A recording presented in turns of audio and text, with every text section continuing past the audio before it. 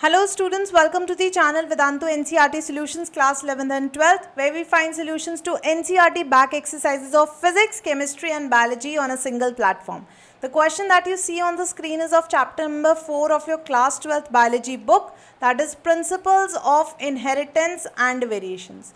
So this is question number 6, asking you, using a Punnett square, work out distribution of phenotypic features in F1 generation after a cross between homozygous female and heterozygous male for a single locus. So basically single locus means they are talking about one character, one gene. So in this case I am taking height as a character, right? Let me take height as a character here, and we have to make a cross between homozygous female. So homozygous female we can consider as, let's say I am taking the genotype as small t here, and we have to cross it with a heterozygous male.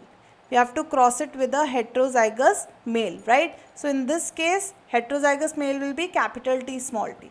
तो ये हमारे पास दो तरह के parents हैं, इनका cross बना के देखते हैं. So coming on to the next page, you can write homozygous female and heterozygous male, right? So what will be the kind of gametes seen in them? किस तरह के gametes बनेंगे segregation के बाद? Female will produce homozygous and male will produce heterozygous gametes. Clear? अब अगर हम इसके लिए Punnett square बनाते हैं for the F1 generation, if I make a Punnett square here for the F1 generation, in the female you have two kinds of gametes, small t, small t. In male you have heterozygous gametes, capital T, small t.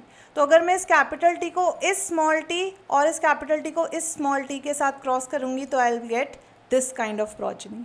On the other hand अगर इस small T को मैं इस female के gametic combination के साथ met करूँगी तो I will get small T small T.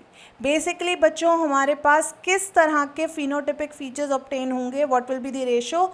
So the two individuals, two type of progenies, basically 50% of the total progeny that you obtain will be tall and 50% of the progeny that you obtain will be dwarf.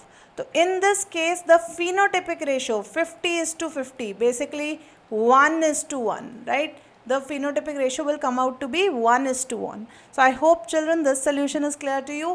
If you have liked the solution, hit the like button, share this video with your friends and subscribe to channel Vedantu NCERT Solutions 11th and 12th. I'll see you in the next session.